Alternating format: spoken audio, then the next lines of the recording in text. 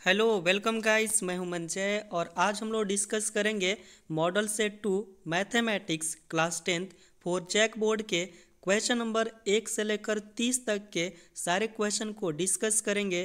तो आइए शुरू करते हैं। और जैसा कि आप देख सकते हैं, प्रश्न संख्या 1 से 30 तक के हर क्वेश्चन एक अंक का है दोस्तों। और क्वेश्चन नंबर यदि 1 की अगर बात की जाए तो क्वेश्चन है, निम्नलिखित में कौन 140 का अभाज्य गुणनखंड है। ठीक है, यानी कि 140 का अभाज्य गुणनखंड इन चारों ऑप्शन में से कौन सा होगा। तो सबसे पहले हम लोग 140 का अभाज्य गुणनखंड करते हैं और इसके बाद हम लोग देखेंगे कि कौन सा ऑप्शन हम लोग का मैच करेगा। तो अगर हम लोग 140 का अभाज्य गुणनखंड करें तो कुछ इस प्रकार से लिख सकते हैं। 140 को सबसे पहले इसको 2 से काटने का प्रयास करेंगे, तो 2 से यदि काटेंगे तो आएगा 70। ठीक है, फिर यदि 2 से इसको काटते हैं तो आएगा 35। 35 को फिर हम लोग 5 से यदि काटेंगे तो आ जाएगा 7, और 7 को 7 से ही काटेंगे तो क्या आ जाएगा 1, है ना। यानी कि 140 को हम लोग क्या लिख सकते हैं, यानी कि 2 गुना 5 गुना 7 लिख सकते हैं, है ना। और यहाँ पे 2 कितना है, 2 बार है, इसलिए 2 का पावर 2 लिख दीजिए और गुना 5 लिख दीजिए और क्या लिख देंगे 7, यानी कि आ गया 2 का पावर 2 गुना 5 गुना 7, है ना। और इसी को हम लोग ऑप्शन में मिला लेंगे। ऑप्शन हम लोग का क्या चीज़ था, 2 का पावर 2 था और 5 था और 7 था, यानी कि ऑप्शन फर्स्ट जो होगा, यानी कि ऑप्शन ए जो होगा वो करेक्ट होगा, वह सही होगा। यहाँ तक बात समझ में आ रही है। और क्वेश्चन नंबर यदि 2 की अगर बात की जाए तो क्वेश्चन है, y बराबर पी एक्स का ग्राफ दिया गया है, तो बहुपद पी एक्स के शून्यकों की संख्या क्या है ना। यहाँ पे ग्राफ दिया हुआ है और इसमें बताना है कि जो पी एक्स जो बहुपद होगा उसमें शून्यकों की संख्या कितना होगा, है ना। तो ग्राफ से बताना बहुत ही आसान होता है। मतलब जो एक्स एक्सिस है उस एक्स एक्सिस में देखिए कितना बार लाइन कट किया है, वही उसका पी एक्स के शून्यकों की संख्या हो जाएगा, है ना। तो जैसा कि आप फिगर में देख सकते हैं, एक पॉइंट यहाँ पे कट किया हुआ है एक्स एक्सिस को और एक यहाँ पे कट किया है, यानी कि 2 पॉइंट पे कट किया है, इसलिए इसका शून्यकों की संख्या हो जाएगा 2, यानी कि ऑप्शन नंबर बी जो होगा वो मेरा सही होगा। बात समझ में आ रहा है। यानी कि y बराबर पी एक्स के शून्यकों की संख्या हो जाएगा 2। क्यों होगा, क्योंकि एक्स एक्सिस को 2 बार कट किया है। बात समझ में आ रहा है यहाँ तक। और क्वेश्चन नंबर 3 की अगर बात की जाए तो क्वेश्चन है, बहुपद एक्स स्क्वायर माइनस 3 के शून्यक है। जैसा कि हम लोग जानते हैं, जो बहुपद होता है उस बहुपद का शून्यक जो निकाला जाता है, जो बहुपद दिया हुआ है उसको इक्वल टू में 0 लिख दीजिए और वहाँ से x का वैल्यू निकाल दीजिए, वही शून्यक होता है। यानी कि X square minus 3 is equal to 0 हम लोग लिख सकते हैं। और एक्स स्क्वायर की अगर बात की जाए तो एक्स स्क्वायर इक्वल टू हो जाएगा, ये माइनस में 3 होगा, उधर जाएगा तो प्लस 3 होगा। और जैसा कि जानते हैं समीकरण का रूल होता है, जो स्क्वायर होता है उधर जो जाएगा तो वो हो जाएगा रूट में, है ना। यानी कि एक्स इक्वल टू आ जाएगा √3। बात समझ में आ रहा है। और रूट जो होता है वह 2 वैल्यू देता है हमेशा, यानी कि रूट का जो वैल्यू होता है वो प्लस में भी हो सकता है और माइनस में भी हो सकता है। यानी कि प्लस माइनस √3, यानी कि √3 प्लस में भी होगा और माइनस में भी होगा, यानी कि इसका जो शून्यक होगा 2 प्लस √3 और माइनस √3, है ना। और ऑप्शन में हम लोग देख सकते हैं, यानी कि ऑप्शन नंबर सी जो होगा वो करेक्ट होगा, क्योंकि यहाँ पे माइनस √3 भी है और प्लस √3 भी है। बात समझ में आ रही है। और क्वेश्चन नंबर यदि 4 की अगर बात की जाए तो क्वेश्चन है, निम्नलिखित में कौन द्विघात समीकरण है ना। यानी कि यहाँ पे पूछा है कि यह जो 4 ऑप्शन है, चारों ऑप्शन में से कौन सा द्विघात समीकरण होगा। तो द्विघात समीकरण वैसे समीकरण को बोला जाता है जिसमें चर का जो अधिकतम जो घात होगा वह 2 होगा, है ना। तो आप देख सकते हैं, यदि इसको हम लोग सॉल्व करें बारी बारी से तो क्या हो सकता है, x माइनस 2 का होल स्क्वायर प्लस 1 और इज इक्वल टू 2x-3 है। तो सबसे पहले हम लोग इसको क्या कर सकते हैं, a माइनस बी के होल स्क्वायर पे यदि इसको तोड़ेंगे तो क्या आ सकता है, तो एक्स स्क्वायर आएगा और माइनस 4x आएगा और प्लस कितना आएगा 4। और इसको कितना भी यदि हम लोग सॉल्व करेंगे तो x का पावर 2 का 2 ही रहेगा, है ना। यानी कि यह एक द्विघात समीकरण है, क्योंकि यदि आप इसको सॉल्व करेंगे तो x का जो पावर आएगा वह 2 ही आएगा, है ना।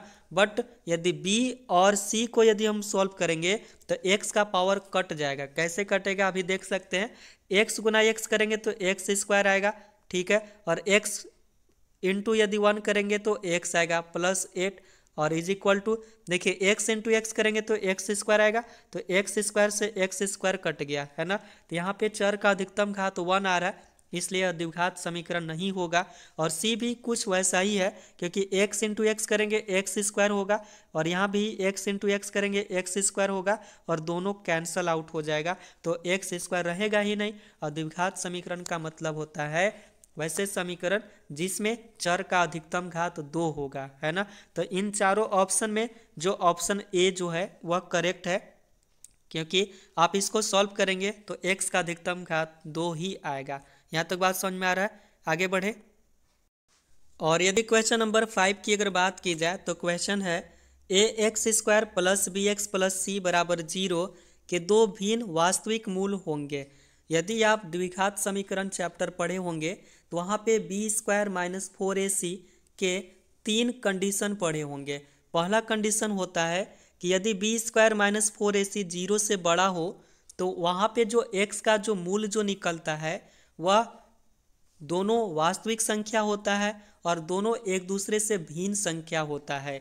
और दूसरा कंडीशन पढ़े होंगे कि b² - 4ac यदि 0 से छोटा आ जाए यानी कि माइनस में आ जाए तो उसको हम लोग सॉल्व ही नहीं करते, क्योंकि वहाँ पे जो मूल जो आता है वह नेगेटिव आता है, मतलब कोई काल्पनिक संख्या आता है, ठीक है। और तीसरा एक कंडीशन जो पढ़े होंगे b² - 4ac = 0, अगर 0 के बराबर आ जाता है तो दोनों जो मूल होगा बराबर होगा और दोनों का दोनों वास्तविक संख्या होते हैं। लेकिन क्वेश्चन में पूछा है कि यहाँ पे जो मूल जो होगा वास्तविक संख्या और दोनों भिन्न होगा, मतलब एक दूसरे से अलग होगा, यानी कि जो ऑप्शन ए जो होगा वो करेक्ट होगा। बात समझ में आ रहा है, यानी कि b² - 4ac is greater than 0, मतलब 0 से बड़ा होगा, मतलब प्लस में कोई भी नंबर हो सकते हैं। और क्वेश्चन नंबर 6 की अगर बात की जाए तो क्वेश्चन है समांतर श्रेणी दैट मीन्स एपी और दिया हुआ है 4 है, 10 है, 16, 22 और इसका पूछा है कि सार्व अंतर क्या होगा। तो सार्व अंतर का मतलब होता है अगला पद में से पिछला पद को घटा देते हैं और वह मेरा सार्व अंतर होता है, यानी कि 10 में से 4 घटा दीजिए या फिर 16 में से 10 घटा दीजिए या 22 में से 16 घटा दीजिए, कोई भी टर्म जो होगा अगला में से पिछला पद को घटा दीजिए, वह होता है सार्व अंतर, है ना। यदि 10 में से हम लोग 4 को घटाएंगे तो आ जाएगा 6, यानी कि ऑप्शन बी जो होगा वह सही होगा। यहाँ तक बात समझ में आ रही है। 7 की अगर बात करते हैं तो क्वेश्चन है यदि समांतर श्रेणी का प्रथम पद यानी कि a बराबर दिया हुआ है 10 और इसका पूछा है कि और सार्वंतर भी दिया हुआ है 10, तो पूछा है इसका तीसरा पद क्या होगा, है ना। तो तीसरा पद को हम लोग लिखते हैं a3 और a3 को लिख सकते हैं हम लोग a + 2d, है ना, a + 2d लिख सकते हैं। और a का वैल्यू दिया हुआ है 10 और प्लस 2 गुना हो जाएगा 10, है ना। और इसको सॉल्व कर देंगे, 10 का 10 हो गया और 10 दूना कितना हो जाएगा 20 और 20 और 10 कितना आ गया 30, यानी कि इसका जो तीसरा जो पद आने वाला है वह आएगा 30, यानी कि ऑप्शन नंबर सी जो होगा वह होगा करेक्ट। बात समझ में आ रही है। और question number 8 tan 26 degree by cot 64 degree, और इस टाइप का जब भी क्वेश्चन पूछेगा तो हम लोग किसी एक रेशियो में चेंज करेंगे। तो tan 26 डिग्री को हम लोग इस प्रकार से लिख सकते हैं, tan 26 है तो tan लिख देंगे 90 - 64, है ना, यानी कि 90 में से 64 डिग्री घटा देंगे तो 26 डिग्री ही आएगा। और बटा में cot 64 मतलब 64 डिग्री को 64 डिग्री ही छोड़ देंगे। और एक फार्मूला जानते हैं tan 90 - थीटा इक्वल टू होता है cot थीटा, है ना, यानी कि क्या होता है tan 90 - थीटा इक्वल टू होता है cot थीटा। तो आप देख सकते हैं यहाँ पे tan 90 - थीटा है तो इसको लिख देंगे cot थीटा, है ना। और थीटा का स्थान पे कितना है दोस्तों 64 और बट्टा में आ जाएगा cot 64। बात समझ में आ रही है। और cot 64 कट जाएगा तो आ जाएगा 1, है ना, यानी कि जो इसका आंसर होगा वह बी होगा और वह करेक्ट होगा, क्योंकि इस टाइप के अधिकतर जो क्वेश्चन पूछता है उसका जो वैल्यू होता है वह 1 ही आता है, ठीक है।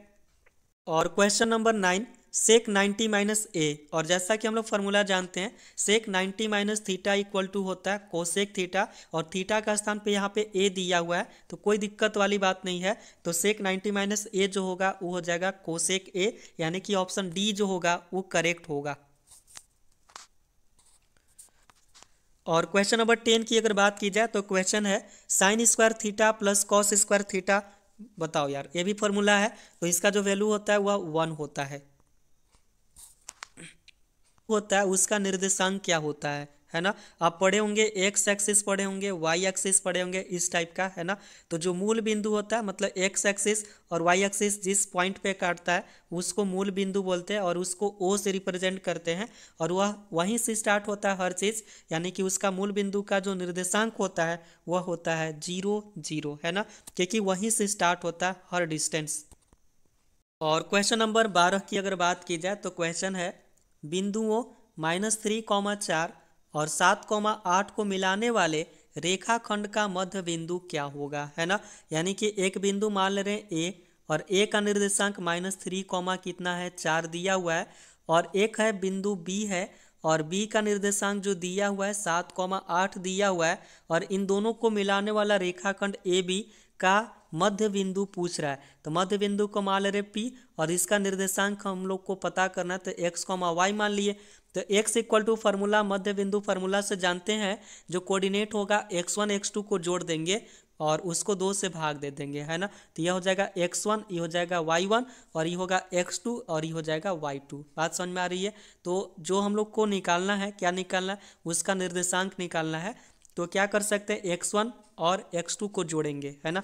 तो x1 है -3 और x2 है 7 और बाई में 2 हो जाएगा, ठीक है। तो -3 + 7 यानी कि आ जाएगा 4 और 4 बाई आ जाएगा 2, काट देंगे तो कितना आ जाएगा 2, यानी कि x का पता चल गया, वैल्यू आ गया 2। और इसी प्रकार से y का भी वैल्यू निकालेंगे तो y1 + y2 यानी कि y बराबर आ जाएगा 4 + 8, है ना, 4 + 8 और बटा में हो जाएगा 2, तो 8 और 4 कितना हो गया 12, 12/2 यानी कि काट देंगे तो आ जाएगा y बराबर 6। बात समझ में आ रही है। यानी कि x का वैल्यू आ गया 2 और y का वैल्यू आ गया 6, यानी कि मध्य बिंदु जो होगा वह जो p होगा, p का जो निर्देशांक होगा वह 2,6 आएगा। यहाँ तक बात समझ में आ रही है। और क्वेश्चन नंबर 13 की अगर बात की जाए तो बोल रहा है कि त्रिभुज ए बी सी और त्रिभुज डी ई एफ इस प्रकार से है, A B by D E बराबर B C by E F बराबर A C by D F, और दिया हुआ है कि जो कोण होगा ए बराबर 40 डिग्री, कोण बी बराबर 80 डिग्री। तो पूछ रहा है कोण एफ का जो मान होगा वह क्या होगा, है ना। यानी कि यहाँ पे भुजाओं का अनुपात दिया हुआ है, यानी कि दोनों त्रिभुज एक दूसरे के समरूप होगा। और सबसे पहले हम लोग क्या करेंगे, इन त्रिभुज को बना लेते हैं, है ना। और त्रिभुज बनाने के बाद इसको सॉल्व करने का प्रयास करते हैं। एक त्रिभुज को मान लेते हैं ए बी सी, है ना, ई हो गया ए बी सी, बात समझ में आ रही है। और एक को मान लेते हैं डी ई एफ, जो क्वेश्चन में पूछा है, तो ई हो गया डी ई एफ। और क्वेश्चन में दिया है कि ए बराबर हो जाएगा 40, बात समझ में आ रही है। बी बराबर है कितना है 80, ठीक है। तो हम लोग को पूछा है कि डी ई एफ यानी कि यह एंगल पूछा है। तो एक बात बताइए, जो त्रिभुज जो दोनों समरूप है तो दोनों त्रिभुज का जो कोण होगा वह हमेशा क्या होगा, बराबर होगा। यानी कि ए 40 डिग्री है तो डी भी 40 डिग्री ही होगा। बात समझ में आ रहा है। अगर बी यदि 80 डिग्री है तो यहाँ पे ई जो होगा वो भी 80 डिग्री होगा। तो अब बताइए त्रिभुज के तीनों कोणों का योग जो होता है वह 180 डिग्री होता है, और 40 और 80 जोड़ेंगे तो आ जाएगा 120 डिग्री। तो सी जो होगा 180 में से यदि 120 को घटा देंगे तो कितना आ जाएगा, मेरे को आ जाएगा वह एंगल एफ पता चल जाएगा, ठीक है। तो घटा देंगे तो आ जाएगा 60 डिग्री। बात समझ में आ रहा है। यानी कि जो कोण जो एफ होगा वह होगा 60 डिग्री। यहाँ तक बात समझ में आ रही है। और क्वेश्चन नंबर 14 की अगर बात की जाए तो क्वेश्चन है समद्विबाहु समकोण त्रिभुज ए बी सी का कोण बी समकोण है, और यदि बी सी बराबर 4 सेंटीमीटर दिया हुआ है तो ए सी का मान क्या होगा, ठीक है। तो समद्विबाहु समकोण, समकोण का मतलब यहाँ पे बी जो है दे दिया है कि बी पर जो होगा 90 डिग्री होगा, ई हो गया ए और ई हो गया बी और ई हो गया सी। और समद्विबाहु का मतलब होता है जिसके दो भुजा जो होगा वह बराबर होगा, ठीक है। और बी सी दे दिया 4 सेंटीमीटर तो ए बी भी हो जाएगा 4 सेंटीमीटर। और समकोण त्रिभुज में पाइथागोरस थ्योरम का उपयोग करके हम लोग ए सी का वैल्यू निकाल लेंगे। तो ए सी बराबर क्या हम लोग फार्मूला निकाल सकते हैं, तो रूट अंडर हो जाएगा ए बी का स्क्वायर प्लस बी सी का स्क्वायर, मतलब 4 का स्क्वायर प्लस क्या लिख सकते हैं हम लोग 4 का स्क्वायर, ठीक है। तो 4 का स्क्वायर मतलब हो जाएगा 16 और ये भी हो जाएगा 16। बात समझ में आ रहा है? तो 16 16 कितना हो जाएगा 32। बात समझ में आ रहा है? तो 32 को लिख सकते हैं हम लोग क्या, यानी कि 2 गुना लिख सकते हैं 16, और 16 का स्क्वायर रूट आ जाता है 4, यानी कि आ जाएगा 4√2, यानी कि क्या आएगा 4√2, यानी कि AC जो होगा 4√2, यानी कि ऑप्शन बी जो होगा वो करेक्ट होगा। यहाँ तक बात समझ में आ रही है? और क्वेश्चन नंबर 15 की अगर बात की जाए तो क्वेश्चन है ब्रीथ की सबसे बड़ी जीवा क्या होती है ना। यानी कि यह मान लेते हैं ब्रीथ, और ब्रीथ का जीवा का मतलब होता है ब्रीथ के किन्हीं दो बिंदुओं को टच करने वाला जो रेखाखंड होता है वह जीवा होता है। अब सबसे बड़ी जीवा वह कहलाता है जो इसके केंद्र से होकर गुजरता है, और जो केंद्र से होकर गुजरता है उसको बोलते हैं व्यास, ब्रीथ का व्यास, है ना। ये इसका मतलब हो गया ब्रीथ का सबसे बड़ी जीवा जो होगा वह होगा ब्रीथ का व्यास। यहाँ तक बात समझ में आ रही है? आगे बढ़े। और क्वेश्चन नंबर 16 की अगर बात की जाए तो क्वेश्चन है किसी वृत्त का व्यास दिया हुआ है 14 सेंटीमीटर, तो उसका परिधि निकालना है ना। तो वृत्त का परिधि बराबर फार्मूला जानते हैं 2πr होता है। r हमको नहीं पता, d पता है। d दिया हुआ है 14 सेंटीमीटर, तो r जो होता है वो d/2 होता है, यानी कि 14 बटा हो जाएगा 2, काट देंगे तो कितना आ जाएगा 7, यानी कि रेडियस पता चल गया, r का वैल्यू आ गया 7।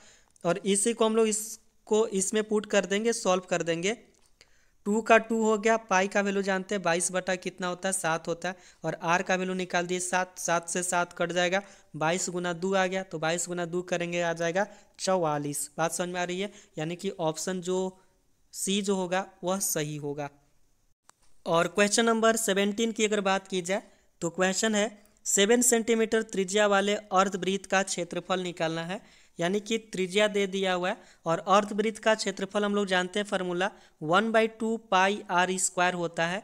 तो 1/2 का 1/2 हो गया, और पाई का वैल्यू होता है 22/7 लिख दीजिए, और आर का वैल्यू कितना हो जाएगा 7, तो 7 गुना 7 कर देंगे, 7 से 7 कैंसिल आउट कर दीजिए, 2 से काट देंगे, 11 बार में कट जाएगा, और 11 गुने 7 कर देंगे तो आ जाएगा 77 सेंटीमीटर स्क्वायर।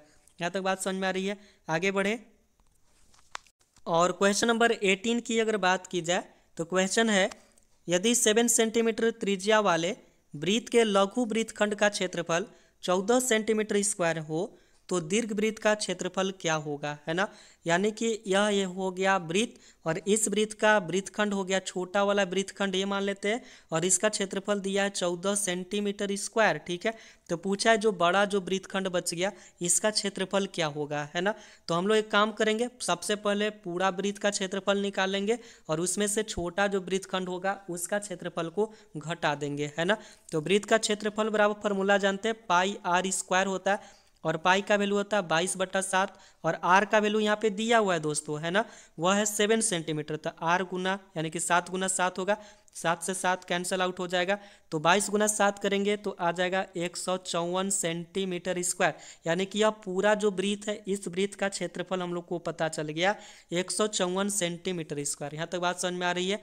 तो अब हम लोग को जो निकालना है वह जो निकालना है बड़ा वाला जो वृत्तखंड होगा इसका क्षेत्रफल। तो क्या करेंगे, या पूरा जो वृत्त का क्षेत्रफल होगा उसमें से छोटा वृत्तखंड का क्षेत्रफल को घटा देंगे, ठीक है। यदि 154 में से 14 को घटा देंगे तो 140 सेंटीमीटर स्क्वायर आ जाएगा, है ना। तो 154 सेंटीमीटर स्क्वायर माइनस यदि 14 सेंटीमीटर स्क्वायर करते हैं तो आ जाएगा 140 सेंटीमीटर स्क्वायर, यानी कि ऑप्शन ए जो होगा वह करेक्ट होगा। यहाँ तक बात समझ में आ रही है? आगे बढ़े। बात की जाए तो क्वेश्चन है 7897899 का बहुलक बताना है ना। बहुलक का मतलब होता है जो जितना बार रिपीट करेगा, मतलब जिसकी संख्या सबसे ज़्यादा हो। बहुलक का मतलब बहुत, यानी कि आप इसमें काउंट करेंगे तो आप देख सकते हैं कि जो 9 है वह 3 बार है, यानी कि सबसे ज़्यादा जो संख्या है वो 9 का है, इसलिए इसका जो बहुलक हो जाएगा वह हो जाएगा 9, यानी कि ऑप्शन सी जो होगा वह सही होगा। बात समझ में आ रही है? और क्वेश्चन नंबर 20 की अगर बात की जाए तो कह रहा है कि एक पासा को फेंकने पर 5 आने की प्रायिकता क्या होगा, ठीक है। तो पासा में हम लोग जानते हैं 6 टोटल वैल्यू होता है, यानी कि जो उसका जो संभावित जो मान होगा वो हो जाएगा 6, और 5 आने की संभावना व्यक्त किया जा रहा है, तो 5 उसमें एक ही होता है ना, यानी कि 1 बटा हो जाएगा 6, यानी कि ऑप्शन नंबर बी जो होगा वो करेक्ट होगा। बात समझ में आ रही है। 1/6, 5/6 नहीं लिखेंगे दोस्तों, ठीक है, क्योंकि 5 उसमें एक एक होता है, इसलिए 1/6 लिखेंगे, ठीक है। और क्वेश्चन नंबर 21, 6/15 का दशमलव प्रसार क्या होगा, शांत होगा कि अशांत आवर्ती होगा, वह हम लोगों को बताना है, ठीक है। तो 10 क्लास में हम लोग पढ़े हैं कि किसी का भी यदि दशमलव प्रसार यदि बताना होता है तो वहाँ पे हर का अभाज्य गुणनखंड करते हैं, यदि 2 और 5 यदि उसका अभाज्य गुणनखंड में आता है तो उसका शांत होता है। लेकिन उससे भी पहले क्या करते हैं, यदि भिन्न संख्या यदि कटता है तो काट देंगे, और यह कट रहा था 3 से, 3 दूना 6 और 3 पच्चे हो जाएगा 15, यानी कि 2/5, और इस 5 का भाज्य गुणनखंड करेंगे तो 5 का 5 ही होगा। इसका मतलब इसका हर का भाज्य गुणनखंड में 5 आ रहा है, इसलिए इसका दशमलव प्रसार हो जाएगा शांत, ठीक है। आगे बढ़े। और क्वेश्चन नंबर 22 की अगर बात की जाए तो क्वेश्चन है एक्स और वाई चरों वाला व्यापक रैखिक समीकरण का रूप होता है ना। तो जैसा कि हम लोग जानते हैं, यदि दो चरों वाला रैखिक समीकरण का अगर व्यापक यदि रूप लिखा जाए तो हम लोग इस प्रकार से लिख सकते हैं ax + by + c = 0, है ना, क्योंकि व्यापक जो रूप होता है वह हमेशा प्लस में होता है, माइनस में बिल्कुल ही नहीं होता है। यहाँ तक बात समझ में आ रही है। आगे बढ़े। और क्वेश्चन नंबर 23, b² - 4ac को द्विघात समीकरण ax² + bx + c = 0 का कहते हैं, है ना, और इसको बोलते हैं विविक्तर, और इसी को रिप्रेजेंट करते हैं d से, और d = फार्मूला हो जाता है b² - 4ac। बात समझ में आ रही है। आगे बढ़े। और क्वेश्चन नंबर 24 की अगर बात की जाए तो क्वेश्चन है साइन ए का व्युत्क्रम, है ना, मतलब साइन ए का जो उल्टा होता है वो कोसेक ए होता है ना, जैसा कि हम लोग पहले से भी जानते हैं साइन ए का जो उल्टा क्या होता है, कोसेक ए होता है। और क्वेश्चन नंबर 25 की अगर बात की जाए तो क्वेश्चन है बिंदु 2,5 की एक्स अक्ष से दूरी क्या होगा, है ना। तो एक्स अक्ष से दूरी पूछा है, तो इन दोनों बिंदुओं को सबसे पहले हम लोग रिप्रेजेंट कर देते हैं कार्तीय तल में, है ना।